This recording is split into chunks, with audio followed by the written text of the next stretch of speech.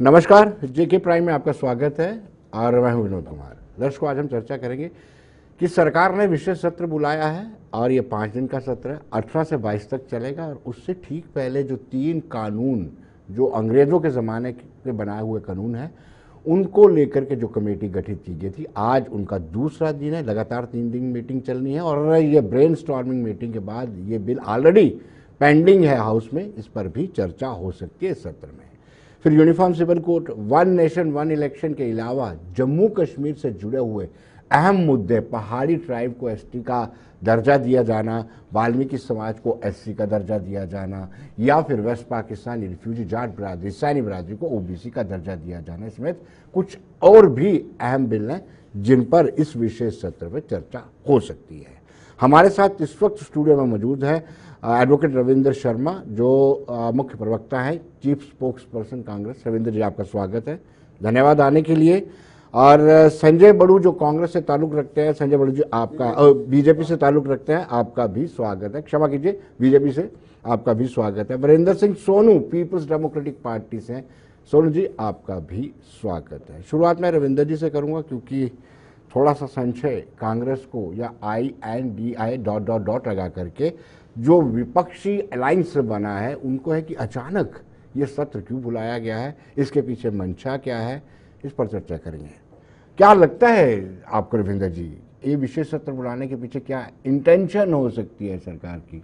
या तो prepone election हो सकते हैं, सरकार अपना पेंडिंग काम इसी 5 दिनों में करना चाहती है। देखिए विनोद जी, आप भी गैस वर्क कर रहे हैं। आपने जो मुद्दे बताए ये पता नहीं आएंगे। आपने कहा कि संभावित है। जी जी जी, देश संभावित में चल रहा है। एजेंडा किसी को नहीं पता। देश के अंदर इतनी पॉलिटिकल पार्टीज हैं ना, देश 140 करोड़ जनता को पता है कि यकायक ये सत्र, स्पेशल सत्र बुलाने का क्या मकसद है। देश को कॉन्फ्रेंस में लेना इस सरकार का मकसद है ही नहीं रहा। अब जो नुमाइंदे चुने वो जिस पार्टी के हैं वो विप के मुताबिक चलेंगे जी। जो भी एजेंडा मोदी जी लाएंगे, अमित शाह जी लाएंगे, वहाँ तो यही माना जाता है। मेजॉरिटी इनके पास है और majority is authority in democracy, तो उसके मुताबिक जो करना चाहेंगे उसको प्रभाव चलाने की प्रयास करेंगे। लेकिन यकालक हमें लगता है शायद 2004 में भी इन्होंने प्रीपोन किया था, इंडिया शाइनिंग था उस वक्त, वो तो उल्टा पड़ गया था, इसलिए अब भी उल्टा ही पड़ेगा। वो जो मर्जी कर लें, लेकिन यह है कि हड़बड़ाहट में किया जा रहा है क्योंकि इंडिया अलायंस इनको अंदाज़ा नहीं था जी कि इतनी बड़ी पार्टीज, 28 पार्टीज जो हैं वो इकट्ठी हो जाएगी। इनको लगता था क्योंकि इनके पास आर्म ट्विस्टिंग मेथड उल्टे पड़ गए, इनके पास थे वो आर्म ट्विस्टिंग मेथड होते हैं, ED, CBI, IB, income tax और कई महकमे हैं, तो वो जो है वो कोई भी चीज़ को जो है वो अबार्ट करने के लिए प्रयास करते रहते हैं, अभी भी करेंगे। लेकिन उसके बावजूद आप लोगों को लगता है और भी कुछ जुड़ेंगे हमारे साथ, जो जो नज़दीक आएगा कम नहीं होंगे जी। और इसलिए एक तो इंडिया के नाम से ही नफरत हो गई। जो पार्टी भारत से नफरत करती थी, क्योंकि भारत छोड़ो आंदोलन में तो हिस्सा नहीं लिया, और कांग्रेस ने तो उस वक्त आरोप तो आप पे लगते हैं कि भारत से आपको ऐतराज है कांग्रेस को? भारत छोड़ो आंदोलन 1942 में कांग्रेस में लागू किया था। आर्टिकल 1 में लिखा है India that is Bharat is the union of states. जी। प्रियम्बल में लिखा है कि we the people of India give to ourselves this constitution, liberty, justice, equality जो भी है। तो कहीं इंडिया और भारत दो चीज़ें नहीं है। इंडिया भी हमारा है, भारत भी हमारा, लेकिन इंडिया की भी ज़रूरत है देश विदेश में और भारत की भी ज़रूरत है, और इसलिए वो भी प्रयास करेंगे। अब जो पार्टी वीक विकेट पे होती है वो कई परिवर्तन करती है। वैसे इनका मकसद यही रहा जब से आए हैं कि कभी जवाहरलाल नेहरू का नाम बदल दो, उनके नेहरू जी के नाम का म्यूज़ियम बदल दो, डाक टिकटें बदल दो इंदिरा गांधी, राजीव गांधी की, और जहाँ जहाँ नाम है मिटा दो। और यहाँ लिख सकते हैं मोदी जी ने बहुत बड़ा स्तंभ हमारे leader Sardar Patel, first home minister, deputy prime minister लगाया, लेकिन उनके स्टेडियम का नाम अपने नाम रख लिया, वो छीन लिया। तो ये चुराने के प्रयास तो इनके हैं, लेकिन यह है कि लगता ही है कोई स्पेसिफिक एजेंडा नहीं है, हार को बचाने का प्रयास है। बाकी अंग्रेजों की पटरियां भी हैं, रेल पटरियां, फिर वो भी उखाड़नी चाहिए। आपने कहा अंग्रेजों के कानून है, CRPC, IPC, उनका नाम तो क्या क्या इंडिया बदलेंगे, Indian penal code, Indian army, Indian navy, Indian air force, reserve bank of India, मेरे ख्याल से हज़ारों जगह इंडिया है, तो आप सब जगह भारतीय लिख देंगे, उससे क्या फर्क हो जाएगा? भारतीय सेना जो है ज़्यादा सशक्त हो जाएगी। आप भारतीय सेना भी हम कहते हैं, इंडियन आर्मी भी कहते हैं, तो कुछ उचित नज़र नहीं आता। और दूसरी बात यह कि अंग्रेजों का दी हुई बहुत अच्छी व्यवस्था, अगर कोई बड़ू जी अच्छी बात कहें, वो बीजेपी से हैं, तो क्या मुझे कहना चाहिए कि थू कोड़ी है? अच्छी बात होगी तो हम जरूर कहेंगे। सोनू जी किसी दूसरी पार्टी थे, तो इस देश की मदर ऑफ डेमोक्रेसी, हमने अंग्रेजों से बहुत कुछ सीखा भी है। उन्होंने राज किया, उनकी सक्षमता थी, उनको निकाला भी हमने। ये तो मिले हुए थे इनके पूर्वज जो है, वो तो भारत छोड़ो आंदोलन में भर्ती कराते। तो यहीं से सोनू जी आपके पास है, तो पहले बड़ू साहब से ये देखिए, आप पर कितना संगीन आरोप लगाया इन्होंने कि इनके पूर्वज अंग्रेजों से मिले हुए थे। एक शब्द इन्होंने इस्तेमाल किया है। देखिए विनोद जी, रविंदर जी हमारे जम्मू कश्मीर कांग्रेस के बहुत ही वरिष्ठ नेता हैं। थोड़ा हमारे पूर्वज, आरोप नहीं है, सच है। हमारे जो पूर्वज, उनको हम जानते हैं। ये पहले अपने पूर्वजों के ये किए पाप जो इनके हैं अभी तक मोदी जी धो रहे हैं 9 वर्षों से। और इन्होंने अभी, मुझे बड़ा अच्छा लगा, ये तो कांग्रेस के जितने भी, चाहे प्रदेश के नेता हों, चाहे कांग्रेस के अंदर बहुत सारे नेता हों, हमने देखा पिछले दिनों उनके बड़े बड़े वरिष्ठ नेता भी इसी बात से परेशान थे कि जब कोई, जैसे इन्होंने कहा कि कोई चीज़ देश में अच्छी होती है या कोई अच्छा कार्य करता है तो उसकी जो है उसको अप्रिशिएट करना चाहिए। लेकिन इनके जो नेता हैं जिनको ये बार बार इंट्रोड्यूस करते हैं और बार बार नेता बनाने का प्रयास करते हैं, जिनको देश की जनता कभी पप्पू बनाती है, कभी, मैं उन विषयों पे नहीं जाऊंगा, लेकिन वो ये चीज़ नहीं समझते हैं कि जब देश आज विश्व गुरु की राह पर है और पिछले 9 वर्षों में देश में जिस तरह से दिन में, मैं कहूँ अगर 24 घंटे में 20 घंटे काम करके और बिना छुट्टी लिए प्रधानमंत्री मोदी जी ने जिस तरह से आज देश को जिस स्थान पर लाके खड़ा किया है, हमने अभी देखा है 2 दिन पहले ही G20 का जो सम्मेलन दिल्ली में हुआ है, समापन उसका हुआ है, और किस तरह से पूरी विश्व में भारत का डंका बज रहा है। लेकिन इनके नेता हैं, उनको कोई भी अच्छा कार्य दिखता नहीं है। और इनकी एक टाइमिंग देखिए आप, जैसे ही चंद्रयान 3 साउथ पोल पे, चांद पे जाके उतरा जी, तो उन दिनों इनके जो युवराज, आप युवराज तो नहीं रहे, अब तो हमारी एज में वो भी 50+ हो गए हैं, तो वो चाइना के बॉर्डर में लद्दाख में जाके किस तरह की बयानबाजी करते हैं। और थोड़ा बहुत काम करने के बाद वो थक जाते हैं, फिर माता जी को वो श्रीनगर में बुलाते हैं और वहाँ 2-4-5 दिन आराम करते हैं। और उसके बाद जब भारत में पूरे विश्व के बड़े नेता, जो G20 के नेता हों, चाहे जो इस बार कुछ विशेष आमंत्रित देशों के जो अध्यक्ष बुलाए थे, वो भारत में होते हैं, और ये भारत के खिलाफ एजेंडा लेके दूसरे देशों में जाके जिस तरह की बयानबाजी करते, नहीं मैं इनकी बात, पूर्वजों का जिक्र नहीं किया। हाँ, मैं उसी पे आ रहा हूँ जी। हमें गर्व है कि भारतीय जनता पार्टी का जब जनसंघ का जब स्थापना हुई तो एक ही लक्ष्य लेके हुई थी कि nation first, party second, self last. हमारे लिए हमेशा जो देश है वो पहले है। और अभी ये बात कर रहे थे कि हमें इंडिया से विरोध हो गया है। हमें इंडिया से विरोध नहीं हुआ है, हमें भारत से भी प्रेम है, हम इंडिया भी कहते हैं, लेकिन इनको भारत से भी विरोध है और भारतीयता से भी विरोध है। 1947 में जो अपना 1950 में जब कॉन्स्टिट्यूशन फाइनल हुआ हमारा, 26 जनवरी को लागू हुआ, उसकी बातें ये याद रखते हैं। लेकिन जब ये पूर्वजों की बात करते हैं, और भारत के पूर्वज जो थे, जिस तरह से आपने देखा होगा अशोका द ग्रेट ने जो 2500 वर्ष पूर्व दिल्ली में वो लिखा था स्तंभ पर, उसकी बात मोदी जी ने की है। नालंदा यूनिवर्सिटी की बात जो 1200 साल पहले भारत में इतनी बड़ी यूनिवर्सिटी थी, उसकी बात उन्होंने की है।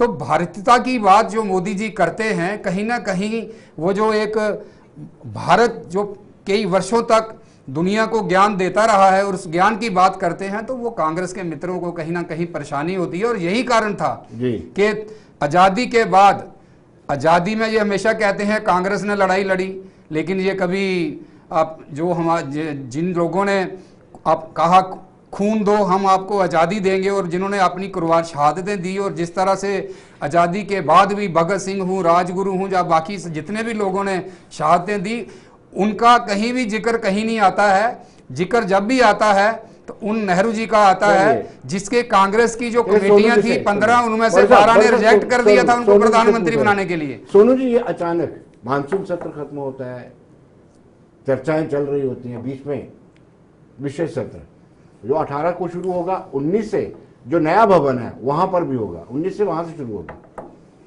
इसके पीछे इंटेंडेंट मंशा क्या लगती है आपको? देखिए, ऐसे है कि जैसे आपने पहले एजेंडा बताया है कि देश तो इस वक्त संभावनाओं पे चल रहा है जी, किसी को कुछ नहीं पता है। चलिए, हम तो मैं और रविंद्र शर्मा साहब अपोजिशन पार्टी से आते हैं, पता बीजेपी को भी 98% नहीं है अभी होने क्या वाला है। मैं ये बात आपके सामने कह रहा हूँ, मेरे भाई हैं बड़े बड़ू साहब, किसी को कुछ पता ही बस नहीं है। 2% पता खाली। नहीं, वहाँ 2 3 4 लोगों को होगा, 5 लोगों को होगा, बाकियों को पता ही नहीं है। क्योंकि जिस तरह से पिछले 10 साल में देश के जितने बाकी कैबिनेट मंत्री हैं वो उनका तो नाम कोई जानता ही नहीं। 1-2 लोगों का नाम में पता चलता है, माननीय प्रधानमंत्री साहब या माननीय होम मिनिस्टर साहब का। अब ये भी जो एजेंडा जो भी लाना चाहते हैं वो भी 2 4 5 लोगों में पता होगा। चलिए 18-19 को वो सामने आ जाएगा।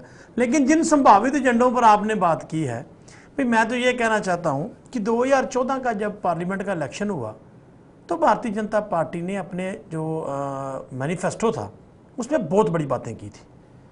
जो उन्होंने कहा था 15 लाख रुपया हर एक के अकाउंट में आ जाएगा, 2 करोड़ नौकरियां हर साल देंगे, काला धन स्वदेश से वापस आ जाएगा, सिलेंडर उस वक्त 470 था तो ये कहते थे हम कम करेंगे, आपके सामने उसकी कीमतें।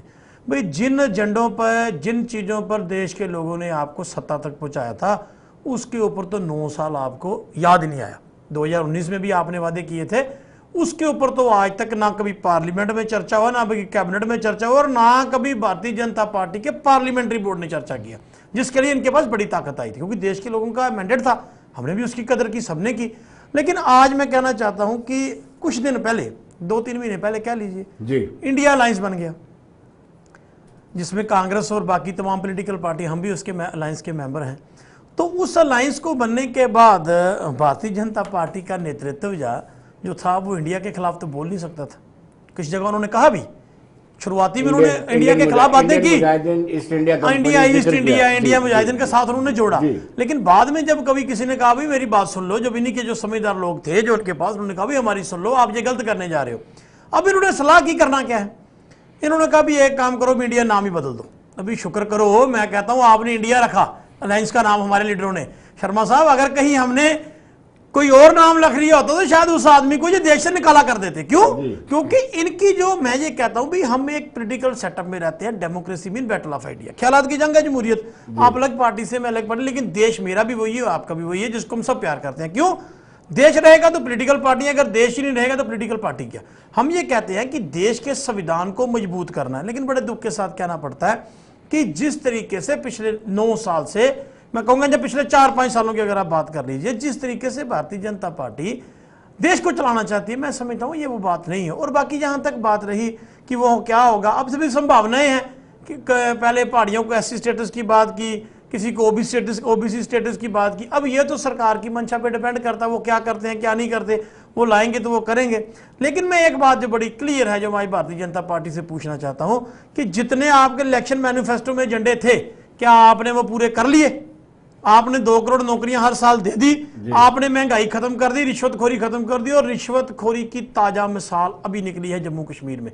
इन्हीं के एलजी एडमिनिस्ट्रेशन के बड़े आईएएस ऑफिसर, सीनियर मोस्ट ने शिकायत की है कि नेशनल कमीशन के पास दिल्ली में, और उन्होंने आंकड़े दिए हैं कि 13,000 करोड़ रुपए का, और मुझे हिसाब से तो मुझे जीरो भी इतने नहीं आता कि उसके पीछे लगते कितने हैं, 13,000 करोड़ रुपए का घपला हुआ है। मैं थोड़ी कह रहा हूं, अपोजिशन पार्टी कह रही है, एक सीनियर आईएएस ऑफिसर कह रहा है। तो ये आपने ये कुछ करना था। तो मैं समझता हूं ये एक स्टेट का हालत, जहां जहां ये रूल कर रहे हैं वहां यही हाल होगा। अब उससे जनता का उस मुद्दे से ध्यान भटकाना है तो कोई नई चीज लानी है। भाई भारत इंडिया, मुझे एक बात बताइए, पहले शाइनिंग इंडिया किसका नारा था, मेक इन इंडिया किसका नारा था? मैं बताता हूं ना, मेड इन इंडिया किसका नारा है? अब जैसे शर्मा साहब ने कहा भाई आप पहले इंडिया को भारत करेंगे तो कितनी चीजों का नाम बदलेंगे। भाई जो बदलने की चीज थी, हमने तो आपको वोट दिया था, देश की जनता ने गरीबी खत्म करने, आपने तो गरीब मार दिया। हमने रिश्वतखोरी खत्म करने के लिए वोट, जो जिस तरह आप कहते हैं बिल्कुल साफ कर देंगे, आपने तो रिश्वतखोरी को मैं कहता हूं लीगलाइज कर दिया। उसकी रेट लिस्ट आपने फाइनल कर दी कि इस अफसर की इतनी वो लिमिटेशन है, ये इतना करेगा, इतना एमएलए, आपका एमएलए इतने करेगा, उसके घर से इतने पैसे पकड़े जाएंगे, ये करे। हम ये कहना चाहते हैं जिन चीजों के लिए सरकार को मैंडेट था भाई उसके ऊपर बात करो, बाकी ये 18 को पता चल पाएगा। विनोद जी अभी तो सारी मैं कहता हूँ जुमलेबाजी है। रविंद्र जी, आपने एक हिंट दिया था कि अगर कुछ अंग्रेजों ने अच्छा किया तो उसको अपनाने में क्या बुराई है, हिंट दिया था। जैसे आपने कहा कि अगर बीजेपी वाली जमात, बीजेपी की जमात कुछ अच्छा करती है तो कांग्रेस को ऑब्जेक्शन नहीं करना चाहिए। ये जो 3 कानून थे, आईपीसी, सीआरपीएस, एविडेंस एक्ट, क्या आपको नहीं लगता है कि ये गुलामी के प्रतीक थे? उसमें 475 मरतबा ये लिखा गया है, उसकी यूनाइटेड पार्लियामेंट का, यूके की पार्लियामेंट का जिक्र किया गया है। 475 मरतबा ये प्रतीक होता है कि हम अभी भी गुलाम हैं अंग्रेजों के। देखिए, आप अपनी करनी से गुलामी का प्रतीक हटाते हैं। इंडिया गेट भी तो उन्होंने बनाया, फिर सारा कोई, मैंने कहा ना, रेल की पटरियां सारी, ये रेलवे सिस्टम सारा जिसपे आप हम चलते हैं, ये तो अंग्रेजों ने बनाया था, जिसको ये बेच रहे हैं आज। 151 ट्रेन इन्होंने भेज दी, रेल की पटरियां रेलवे स्टेशन पे गए, तो वो अंग्रेजों ने बनाया था। उसको 75 साल विश्व गुरु बनने में लगे हमको, कोई 14 में आज़ादी थोड़ी आई। इनको तो यही पढ़ाया गया, कुछ इनके साथियों को। बड़ू साहब तो बहुत अच्छे आदमी हैं, लेकिन यह है कि उनको सम्मानित किया जाता है। रनौत जैसे वो लोग जो नाचने वाले, वो कहते हैं जनाब 2014 से पहले जिनका ये जिक्र कर रहे, नेताजी सुभाष चंद्र बोस हमारे अध्यक्ष रहे कांग्रेस के, वो बीजेपी में कब थे जी? वो नेताजी सुभाष चंद्र बोस कांग्रेस के प्रेसिडेंट रहे। बाकी जिनका नेता, वो हमें दुखराना चाहिए, वो अलग बात है। आप अपने को गिना दीजिए कि वो बहुत बड़े थे तो हम माने इनके पूर्वज। नाम बदलते रहते हैं, कभी हिंदू महासभा, कभी जनसंघ, कभी जनता पार्टी का, भारतीय जनता पार्टी। ये तो इनका अपनी पार्टी के प्रति ये हाल है, इनको एक आदत है। जैसे घर में किसी को इधर से सामान उधर करने की आदत होती है। परिवर्तन, स्कीमों का नाम बदलना, रेलवे स्टेशन का बदलना, एयरपोर्ट का बदलना, ये इनका काम नहीं। गुरु साहब गुस्से नहीं हो सकते। मैं ये हकीकत बता रहा हूँ कि इन्होंने अपना नाम कितनी बार बदला। कांग्रेस ने तो अपना नाम 1885 में रखा, अभी तक बदला नहीं। और इनको इंडियन नेशनल कांग्रेस से भी तकलीफ है, इंडिया से भी तकलीफ है, कांग्रेस से भी तकलीफ है, हमारे नेता से भी तकलीफ है। लेकिन वही पप्पू इनको हरा देगा, क्योंकि तहलका मचा दिया है भारत जोड़ो यात्रा वो करके, जिसको ये बनाते हैं। अब लोगों को रियलाइज हो रहा है कि ये तो बहुत सशक्त है, जिसने इतना बड़ा इंडिया अलायंस बना दिया। एक अकेले आदमी ने कभी दम नहीं छोड़ा। इन्होंने उसके खानदान का कोई बाल नहीं छोड़ा, बहन, बहनोई, माँ और कोई भी हो, कोई चीज़ें कम नहीं हुई। लेकिन उस खानदान में ताकत है और उस पार्टी में ताकत है। हमने लड़ लिया, लेकिन हम ये कहते हैं कि किसी और को भी नहीं छोड़ा। इनकी नेता का क्या हाल है, कभी कमरे से निकालते हैं, मकान से निकालते हैं, और कईयों को बड़ी बड़ी कोठियाँ दिल्ली, बम्बे, जहाँ सब कोई रखा है। तो भाई कोई पैमाना है इस देश में, इस रियासत में। कोई साबका चीफ मिनिस्टर की एक पैमाना होता है। हम 3 लोग बैठे हैं, 3 पार्टी को रिप्रेजेंट, आप तीनों को पूछ रहे हैं, बराबर का सम्मान दे रहे हैं। तो इस देश में कानून में सबके लिए सम्मान है। हम नहीं अंग्रेजों के साथ, अंग्रेजों को भगाया हमने, लेकिन किसी चीज़ से अगर लिखा है, अभी भी सुप्रीम कोर्ट, हाई कोर्ट तक प्रीवी काउंसिल जो फैसले होते थे उनको कोर्ट किया जाता है अदालतों में। और अगर कोई अच्छे जजमेंट है, पाकिस्तान की भी जजमेंट कई बार कोर्ट हो जाती है। हमारी दुश्मनी पाकिस्तान से होगी, उसके कानून या उससे कोई कहीं पर, हमारे देश के कानून पाकिस्तान में, दुनिया में कोर्ट होते हैं कई बार, कई अच्छे फैसले। इसलिए ये तहरीक लोगों को ये बताना कि नालंदा यूनिवर्सिटी का तो हमने भी पढ़ा था, उस वक्त तो बीजेपी जब मोदी जी नहीं थे। इतिहास जिसने पढ़ा है, और पाटलिपुत्र, ये सारे इतिहास में हैं। अब आने वाले जो नस्लें हैं उनको कई चीज़ों का पता ही नहीं चलेगा, क्योंकि इन्होंने वो बरके फाड़ दिए। ये तो नकल चोरी करते हैं ना, तो वो बच्चे कभी कभी वो पर्चा किताब का वो पेज फाड़ के ले जाते हैं, ये फाड़ के रख रहे हैं, लेकिन नेट में कहाँ निकालेंगे। इसलिए इनका यही है। बड़ू साहब, तो मैं नहीं समझता कि अंग्रेजी का नाम हिंदी करने से हिंदी का महत्व बहुत बढ़ जाएगा जी, या देश का कानून अच्छा हो जाएगा। कानून व्यवस्था अच्छी करनी चाहिए। हर कानून में सैकड़ों बार अमेंडमेंट हुई है, करिए अमेंडमेंट। यहाँ पे डिले हो रहा है, विलम्ब हो रहा है। आप संविधान में जो वो सारे उसमें नहीं है, बेसिक स्ट्रक्चर को आप बदल नहीं सकते जी, जो बुनियादी स्ट्रक्चर बना है जिस पे देश खड़ा है। तो हमारा सिर्फ यह है कि संविधान की रक्षा करना। अच्छे काम कोई होगा तो जरूर उस पर बात होगी। चलिए बड़ू साहब, आप बताइए। मैं आपसे ये जानना चाहता हूँ कि जिस तरीके से तो चुपके क्यों? हाँ, हमारा ये है तरीके कि से अरविंदर शर्मा जी बता रहे हैं कि इंडिया अलायंस के बाद बौखलाहट बढ़ी है, और जैसे ही प्रधानमंत्री भी इस तरह की स्टेटमेंट देते हैं कि इंडियन मुजाहिदीन के साथ उसकी तुलना करते हैं, ईस्ट इंडिया कंपनी के साथ तुलना करते हैं, फिर अचानक अब विशेष सत्र बुलाते हैं, क्या ये सब बौखलाहट है, घबराहट है या डर है? देखिए विनोद जी, पहले तो मैं ये निवेदन करूंगा, क्योंकि 2 वर्सेस 1 हूं, तो थोड़ा सा समय आप मुझे देंगे। अब घबराया कौन है, ये इसी बात से पता चल जाता है कि वो पार्टी, वो कांग्रेस जो लगभग 60 वर्षों तक जिसने इस देश पर राज किया है, 400 सीटों वाली पार्टी है, और वो आज उसकी हालत ये हो गई है कि ना चाहते हुए भी उसको गठबंधन में जाना पड़ रहा है। और गठबंधन में जैसे जो एक मान सम्मान बड़ी पार्टी को मिलना चाहिए, आज की स्टेटमेंट आप देख लें, जेडीयू के प्रेसिडेंट जो हैं उन्होंने आज एक बहुत बड़ा बयान दिया है कि अगले जो प्रधानमंत्री होंगे नीतीश कुमार होंगे। और एक चीज़ मैं आपको बता दूं, इंडिया आप कहते हैं बट ये इंडिया नहीं है। I.D.D.I.A. ये इंडिया के इन्होंने टुकड़े किए हैं।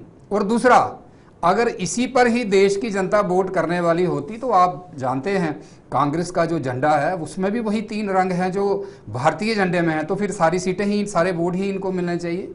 विनोद जी, मैं ईमानदारी से कह रहा हूँ, देश की जनता बहुत जागरूक है, वोटर बहुत जागरूक है। आज़ादी के बाद जो 75 वर्ष हमारा जो हमने अभी हमारा अमृत काल पूरा हुआ है, अपना अमृत महोत्सव हमने मनाया है और हम अमृत काल में हैं। और जिस तरह से पिछले 9 वर्षों में, अब कांग्रेस के प्रवक्ता जी कह रहे थे, सीनियर हैं, मैं उन पर टिप्पणी ज़्यादा नहीं करूँगा, कि अंग्रेज़ों की बनाई हुई चीज़ें अच्छी थी, उन्होंने बनाई है पटरियाँ, शायद इनको पता नहीं पटरियाँ भी बदली जा रही हैं। आजकल ट्रेन 70-80 किलोमीटर पर किलोमीटर के हिसाब से चलती थी, आजकल 150 किलोमीटर के हिसाब से तभी चल रही है कि वो पटरियाँ बदली जा रही हैं। और दूसरा, ये जो जिस तरह से तेज़ी से सारा विकास हो रहा है, और जो कृतियाँ इनके जो प्रधानमंत्री कई वर्षों तक पहले रहे, उनको तो समय ही नहीं मिला, वो तो वैसे ही किस तरह की उनकी नेचर थी और कितना वो काम करते थे। आपको पता होगा चाइना की लड़ाई के बाद वो तो कह चुके थे कि असम भी चला गया है।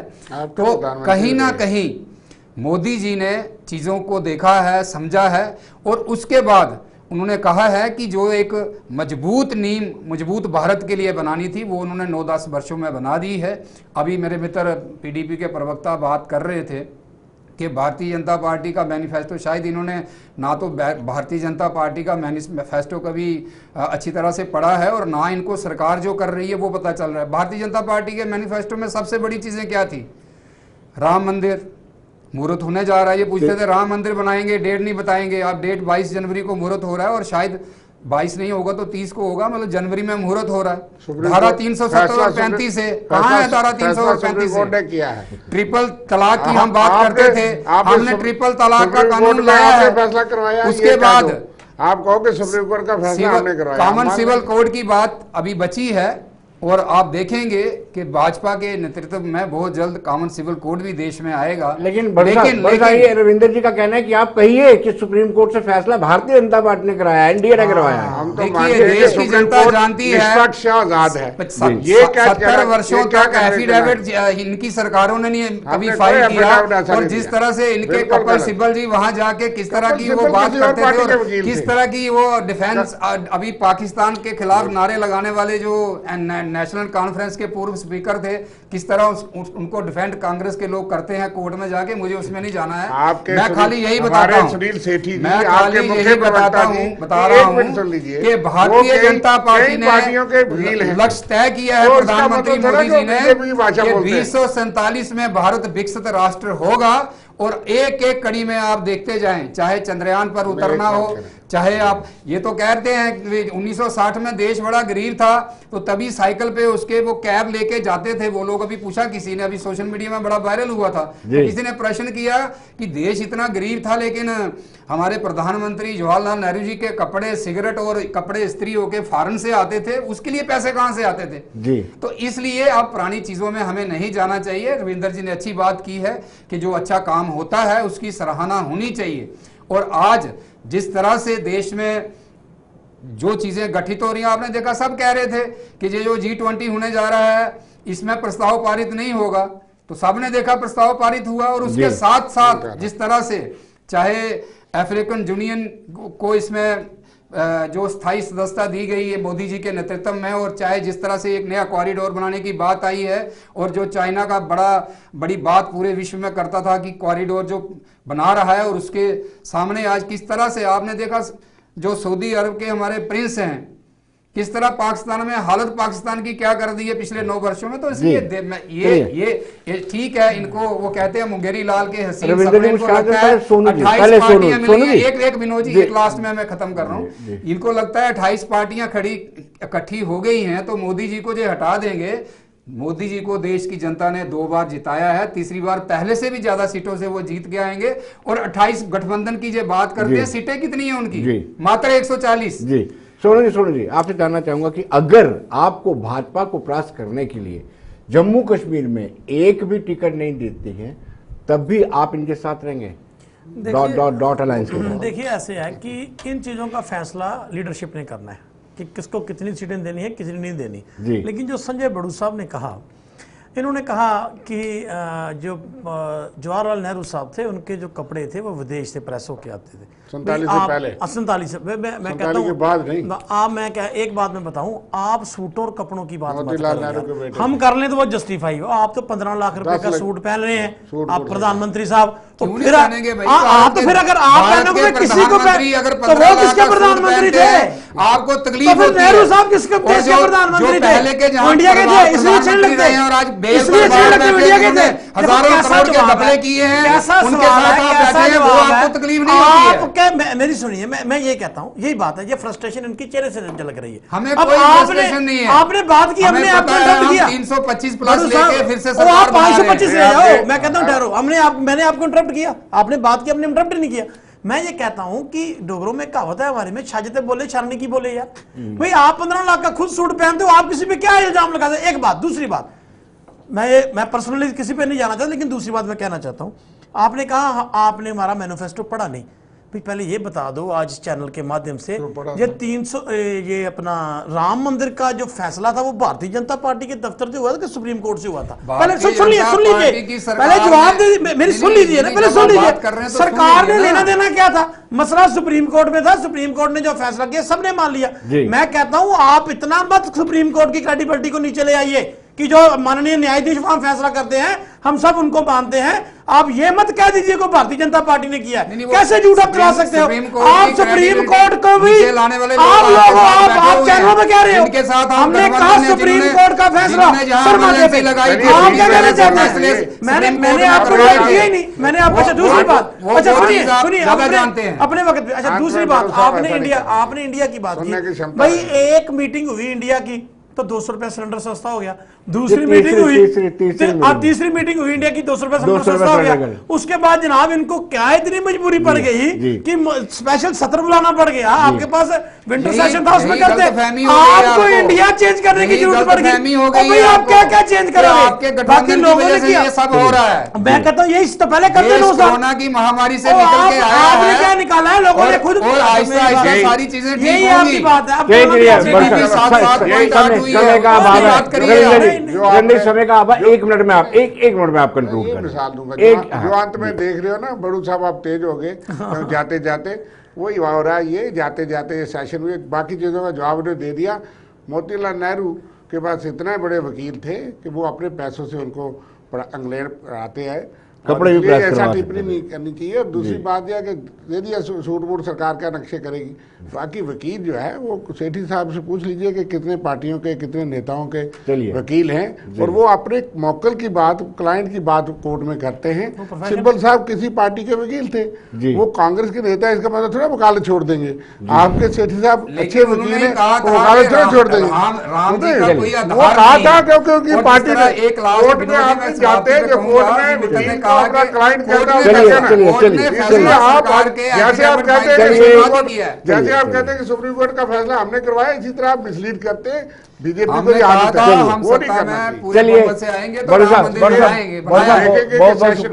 बहुत शुक्रिया आपका वीरेंद्र सोनू जी, आपका भी शुक्रिया रविंद्र शर्मा जी, आपका भी बहुत बहुत शुक्रिया। तो दर्शकों, आप बने रहिए देश दुनिया की खबरों के लिए और मुझे दीजिए इजाज़त। नमस्कार।